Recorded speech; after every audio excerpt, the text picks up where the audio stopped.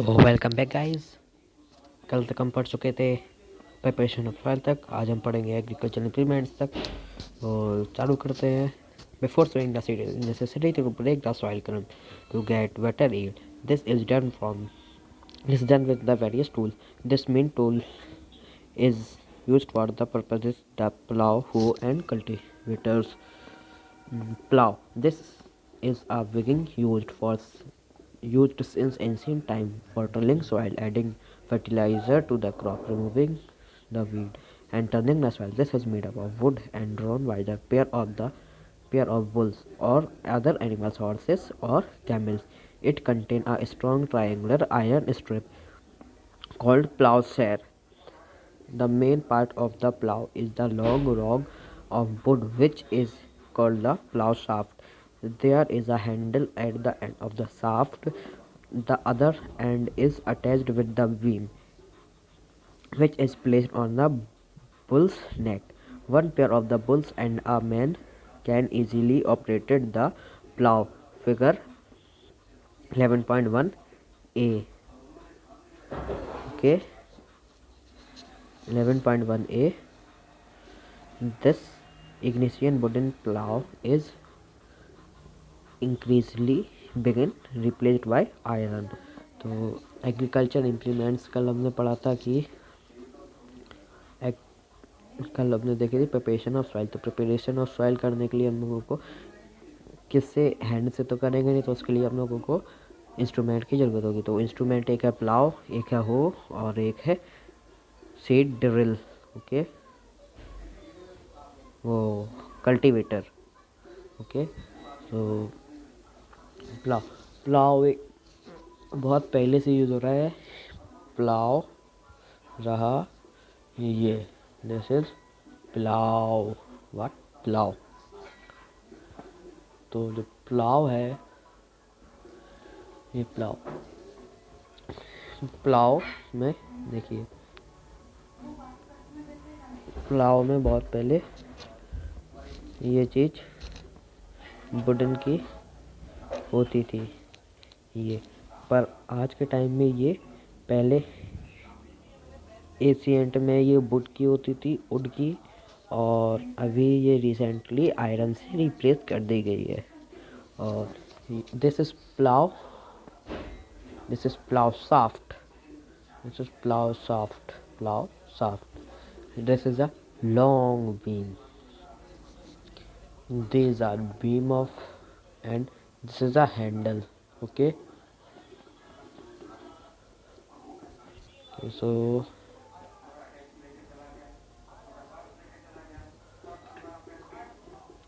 next we read about hoe. It is a simple tool which is used for removing weed and for losing the soil. It has a long rod of wood or iron. A strong bolt and bent plate of iron is fixed to on if and work like blade it pulled by animals. अब जैसे ये हो है, what? हो, तो हो का use है, हो का भी वही काम है। हो यूज़ होता है, सिंपल टूल है, एकदम सिंपल सादा सा। वो एक होता है फावड़ा टाइप का, जिससे हम सॉइल टर्न कर सकते हैं। Okay, cultivators. Now our days ploughing is done by the tractors driven cultivators. अब आज के टाइम पे आपने देखा होगा कि खेत में आदमी ट्रैक्टर्स लेके जाते हैं।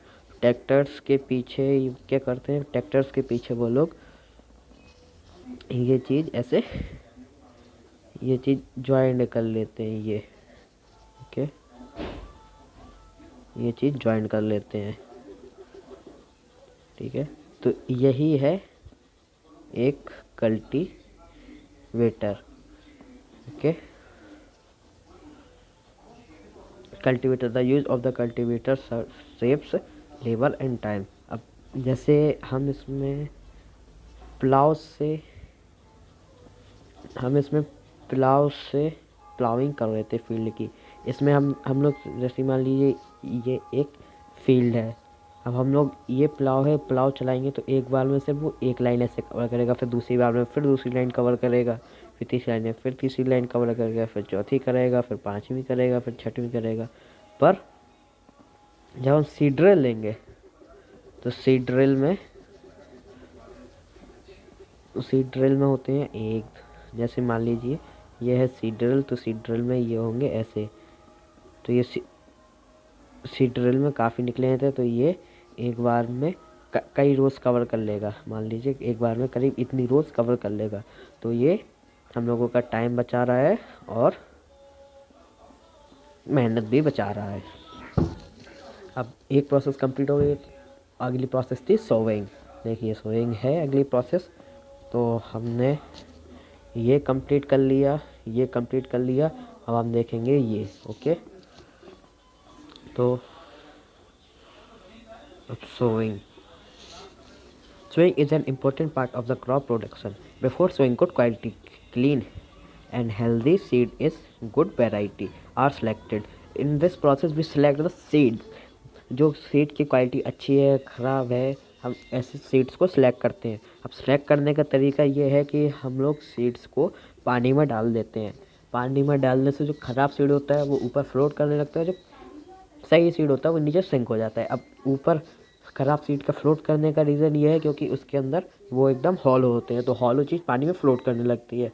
जो अंदर जो हेल्दी सीड एक हॉलो नहीं होते, उसमें काफ़ी अंदर मटेरियल होता है, तो इस वजह से वो नीचे सिंक हो जाते हैं। अब सोविंग भी पहले करते थे, तो पहले के सोविंग करते थे हम लोग, एक फनल टाइप का इंस्ट्रूमेंट होता था ऐसा। जैसे ये है फनल आपकी, ये फनल है, तो ये ऐसी फनल आती थी, ओके। तो ये फनल 3 जगह डिवाइडेड रहती थी, ठीक है, 3 जगह ऐसी डिवाइड रहती थी। यहाँ से सीड ऊपर से डालते थे वो, तो ये आता था और ये चीज़ें ज़मीन के नीचे जाती थी। जब ये ऐसे आ रहा है इतनी चीज़ ज़मीन के नीचे, तो ये जब ये यहाँ से सीड डलेगा तो कुछ सीड ऐसे में सीड भी बर्बाद होता था, ओके। सीड भी बर्बाद होता है, पर इससे सीड यूनिफॉर्म में डिस्ट्रीब्यूट नहीं हो पाता है, ओके। और देखेंगे seed drill. Nowadays the seed drill is used for sowing with the help of the tractor. This sow the seed uniformly at equal distance. The depth ensure the seed get covered with the soil after sowing. हम लोग seed drill से जब sowing करते हैं तो seed drill हम लोगों के 2 काम एक साथ कर देता है। वो 2 काम क्या एक साथ होते हैं?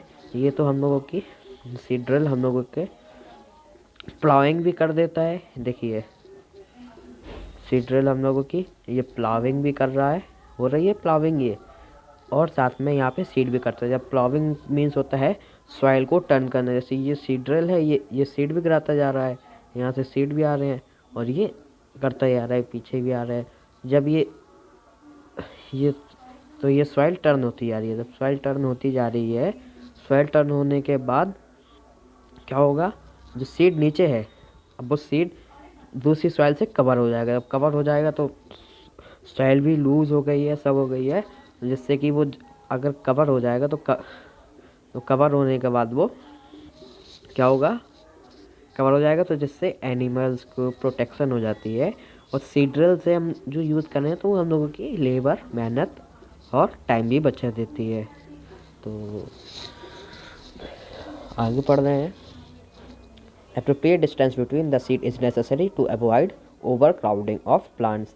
अब हम लोगों को जो क्रॉप्स है, क्रॉप एक डिस्टेंस बट रेगुलर डिस्टेंस पे लगाना पड़ती है। अगर हम लोग डिस्टेंस पे नहीं लगाएंगे तो पता लगा कुछ ये क्रॉप लगी है, मान लीजिए ये क्रॉप है, ये उसकी रूट है, ठीक है, ये क्रॉप है, ये क्रॉप एक और है, ओके, ये एक और क्रॉप आ रही है।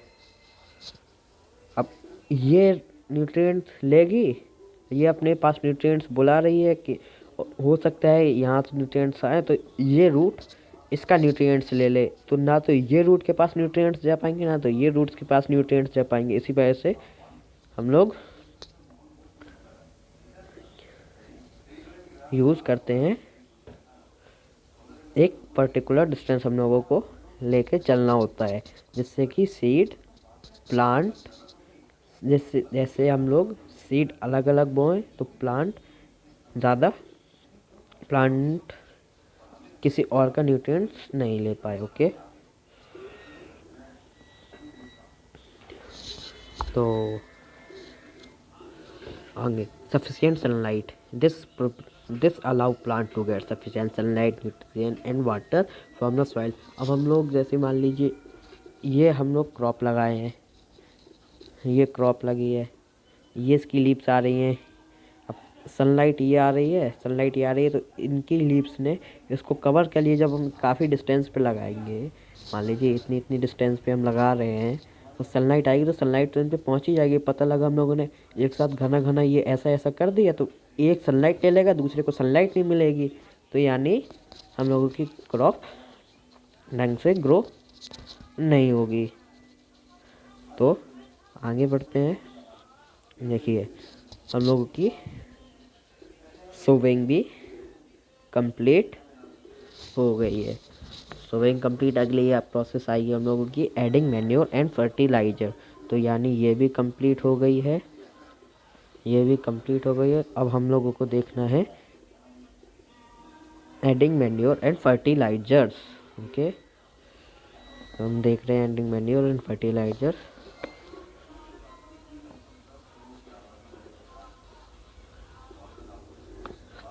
The substance which is added to the soil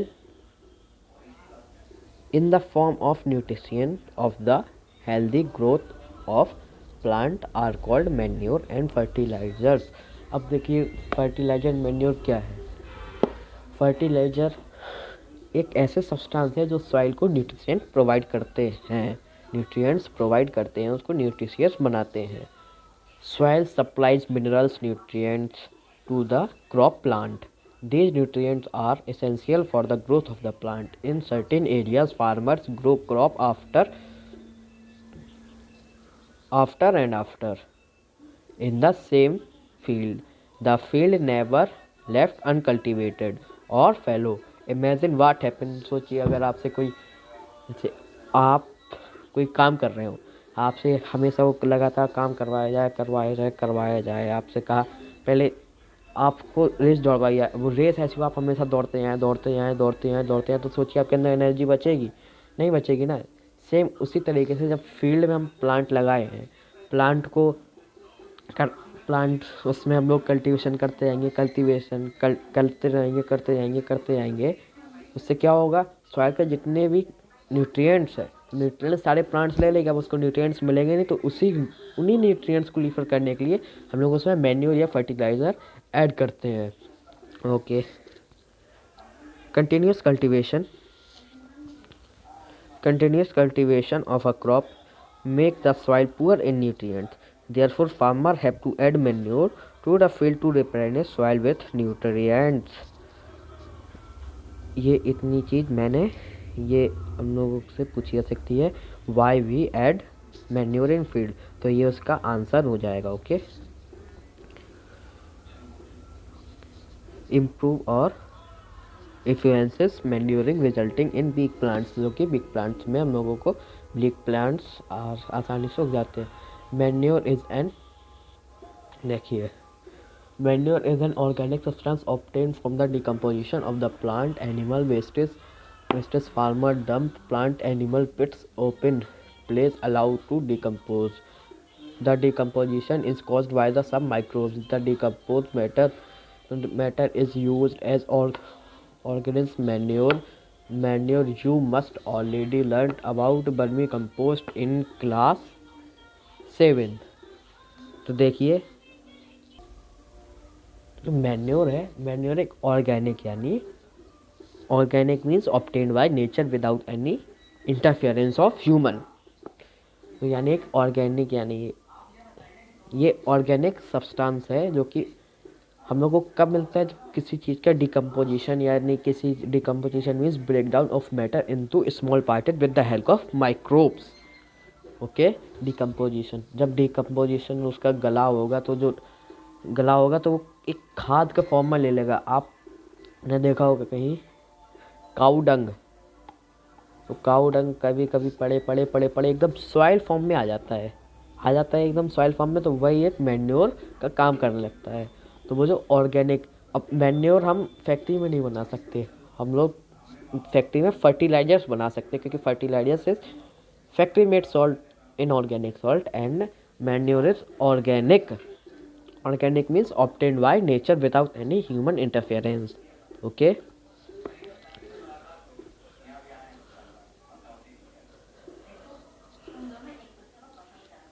तो यहाँ पे एक एक्टिविटी है, एक्टिविटी 1.2. ओके, टेक मूंग और ग्राम seed and germinate them, select 3 equal sized seedling, take 3 empty glasses similar vessels, mark them A, B and C. 2 glass A, total amount of soil mixed with little cow dung manure. In glass B, put the some amount of soil mixed with little urea. Take a same amount of soil in glass C without adding anything. Now pour the some amount of the water in each glass and plant a seedling and in them and kept them in safe place and water daily. After 7 to 10 days observe the growth. Okay, देखिए आपको 3 ऐसे glass लेना है, 3 glass ले लेना है यहाँ पर हम लोगों को। ये जैसे ये 3 ग्लास हैं, ऐसे 3 ग्लास हम लोगों को ले लेना है। ऐसे 3 ग्लास लेने के बाद एक ग्लास में हम लोगों को सॉइल के साथ काऊ डंग मिक्स करना है। मान ली इसमें हम लोगों करे थे काऊ डंग मिक्स, इसमें हुआ था काऊ डंग। ओके, इसमें यूरिया और इसमें नथिंग। ठीक है, काऊ डंग है ऑर्गेनिक और ये है inorganic. Okay, urea is inorganic, cow Dang is organic. अब हम लोगों को ये बताना था कि किस में ग्रोथ अच्छे से होगी। देखिए आगे पढ़ते हैं। Did plant in the glass growth at the same pace? Which glass is showed better growth of the plant? In which glass what was the growth fastest? यानी इसमें हम लोगों को ये बताना है कि कौन से प्लांट्स में सबसे अच्छी ग्रोथ हुई है और किस प्लांट में सबसे जल्दी ग्रोथ हुई है। Fertilizers are chemical which are rich in particular nutrients. How are they different from manure? Fertilizers are, अब देखिए इसमें हम लोग फर्टिलाइज़र एंड मैन्योर का डिफरेंस देखेंगे। फर्टिलाइजर्स एंड मैन्योर का डिफरेंस, ठीक है। Fertilisers are product in factory, fertilisers are produced in factories. Some example of fertilizers are urea, ammonium, sulfur, phosphate, NPK, nitrogen, phosphorus, potassium. Okay, यानी ये कुछ artificial compost means fertilisers के example, मतलब fertilisers हैं। The use of the fertilizer helps to farmer to better yield of the crop such as the wheat, paddy, maize. But excessive use of fertilizer has made the soil less fertile. Fertile have also become a source of the water pollution. Therefore, in order to maintain the fertility of the soil, we have to substitute fertilizers with organic manure or leave the field uncultivated fallow in better in between two crops। यानी जो field fertiliser हैं, fertiliser soil को तो नुकसान देती हैं क्योंकि वो उसकी फर्टिलिटी लेस करते जाते हैं। जैसे मान लो फर्टिलिटी लेस करने का मतलब है इस साल जैसे आपने उसमें कुछ भी सीडिंग की तो उसमें जब क्रॉप हुई मान लीजिए 100 kg, मान लीजिए इस साल 100 kg हुई 2020 में, अगली साल अगर आप वो करेंगे तो 2021 में मान लीजिए वो 80 दिया, फिर आगे चल के वो 60 दिया, फिर और आगे 60 दिया, तो ऐसे में सॉइल फर्टिलिटी लेस होती रहती है। अब जब फर्टिलिटी लेस होगी तो जाहिर सी बात है कि पता लग रहा है कि सॉइल में पॉल्यूशन हो रहा है। और साथ ही साथ ये हम लोगों के वाटर पॉल्यूशन भी करती है। वाटर पॉल्यूशन ऐसे करती है कि नीचे जाके जो ग्राउंड वाटर है, ग्राउंड वाटर को केमिकल है, जब ग्राउंड वाटर में केमिकल मिक्स करेंगे तो वाटर तो हम लोगों के लिए हार्मफुल होगा। जब वाटर हार्मफुल हो जाएगा तो वाटर पॉल्यूशन ही कहलाएगा। और the use of the manure improve the soil texture as well as water replenishment capacity. The replenishment of the soil with nutrient. अब जब मैन्योर का यूज़ होगा तो मैन्योर वाटर को होल्ड करने में यूज़ होगी। Another method of the replication of the soil manure is through the crop rotation, which can be done growing different crop alternately. Either farmers in the northern India used to grow legumes as fodder in one season and wheat in next season. This help in the replenishment of the soil with nitrogen. Farmers are vegan encouraged to adopt this practice. अब अगर आपको manure या fertiliser कुछ add नहीं करना तो आप crop rotation की, जैसे इस अभी आपने वीट लगाया है तो अगली बार जब आप क्रॉप लगाए तो उसमें लेग्यूम्स क्रॉप, यानी इसमें लेग्यूम्स होती हैं, एक तरीके की बट्स टाइप की होती है। तो बट्स क्या करती हैं, जो अब सॉइल के लिए नाइट्रोजन काफ़ी वो होती है, तो नाइट्रोजन भी इस सॉइल को फर्टाइल बनाती है। या तो हम नाइट्रोजन अलग से ला के डालें उसमें, या तो फिर हम नेचुरल तो हम डाल नहीं सकते हैं, नेचुरल हम नहीं कर सकते हैं, तो नेचुरल को प्लांट्स की रिस्पॉन्सिबिलिटी दे देते हैं। प्लांट्स जैसे होते हैं पल्सेस प्लांट्स लाइक अरहर, ठीक है, अरहर, ग्राम्स, तो ये क्या करते हैं, इनमें लेग्यूम्स होते हैं। तो ये लेग्यूम्स में एक बैक्टीरिया होता है राइबोसोम, तो राइबोसोम बैक्टीरिया सॉइल में जाता है तो ये एटमॉस्फेरिक नाइट्रोजन को यूजेबल नाइट्रोजन में कन्वर्ट कर देता है। देखिए ये फर्टिलाइजर्स एंड मैन्योर के बीच में difference. Fertiliser is man made inorganic salt and manure is natural substance obtained by the decomposition of the cattle dung and plant residues। यानी जो फर्टिलाइजर वो एक मैन मेड इनऑर्गेनिक सॉल्ट है, पर जो मैन्योर एक नेचुरल ऑब्टेन्ड है, जो कि कैटल्स डंग के, प्लांट रेजिड्यूज से या एनिमल्स डेड बॉडीज से मिलता है। Fertiliser is prepared in factory, fertiliser को हम फैक्ट्री में बना सकते हैं क्योंकि ये मैन मेड है।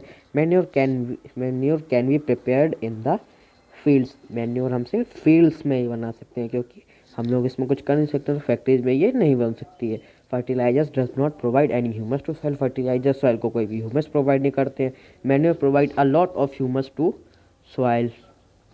Fertiliser are very rich in plant nutrients like nitrogen, phosphorus and potassium. Manure is respectively less rich in plants nutrient. Manure जो होती है, मैन्योर प्लांट्स को लेस न्यूट्रिएंट्स प्रोवाइड करवाती है, पर ये सॉइल फर्टिलिटी बढ़ा देती है। जब सॉइल फर्टिलिटी ये बढ़ा देगी तो जाहिर सी बात है कि इसमें न्यूट्रिएंट्स अपने आप आ जाएंगे। ये मैन्योर प्लांट्स को न्यूट्रिएंट्स प्रोवाइड नहीं करता है, मैन्योर न्यूट्रिएंट्स प्रोवाइड करती है सॉइल को, फिर सॉइल से जो न्यूट्रिएंट्स हैं वो प्लांट्स में चले जाते हैं। पर जो फर्टिलाइजर वो डायरेक्टली प्लांट्स को न्यूट्रिएंट्स प्रोवाइड करती है, पर फर्टिलाइजर हम लोगों के लिए बेकार है, इसलिए हम लोगों को फर्टिलाइजर की जगह मैन्योर का यूज़ करना चाहिए। Table 1.1 gives us the difference between the fertiliser and manure. अब देखिए इसमें हम पढ़ेंगे advantage of manure. The inorganic manure is considered able better than fertilizers. This is because अब जो मैन्योर है, हम लोग जो ऑर्गेनिक मैन्योर है हम लोग उसको फर्टिलाइजर से बेटर कह सकते हैं क्योंकि it inherits the water holding capacity. मतलब जो हम लोगों की मैन्योर है मैन्योर वाटर होल्डिंग सॉइल की वाटर होल्डिंग कैपेसिटी को बढ़ा देती है। It make the soil porous due to which access the gases become easily. It increase the number of the friendly microbes. It improve the soil texture. ये हम लोगों की जो गैस पोर्स होते हैं सॉइल में उनको भी बढ़ा देती है। It increase the number of the friendly, जो सॉइल में माइक्रोब्स होते हैं, जो माइक्रोब्स सॉइल को न्यूट्रिएंट्स में रिच बनाते हैं, उनकी भी क्वांटिटी बढ़ा देती है। It improve the texture of the soil. अब सॉइल टेक्सचर मीन्स है सॉइल स्ट्रक्चर मीन्स है कि सॉइल कैसी है। सॉइल कैसी है का मतलब सॉइल रॉकी है कि कैसी। Soil structure means bedrock, section A section B. देखिए this is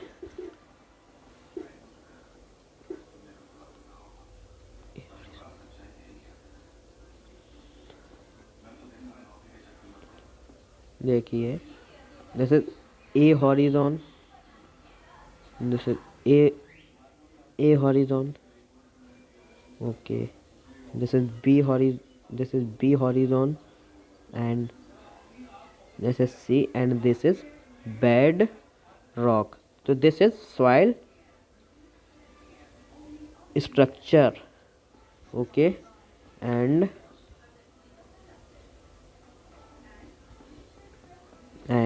what is soil texture? So soil texture tell us the quantity of sand, silt and clay, कि उसमें कितनी सैंड है, कितनी सिल्ट है, कितनी क्ले है। तो ये मेजर डिफरेंस है सैंड, सिल्ट एंड क्ले का, ओके। कि सॉइल टेक्सचर कभी नहीं बदल सकता, सॉइल स्ट्रक्चर बदल सकता है। तो बस आज के लिए इतना ही। कल हम देखेंगे इरिगेशन से। तो प्लीज़ वीडियो को लाइक करना, चैनल को सब्सक्राइब करना और अपने लोगों में शेयर करना।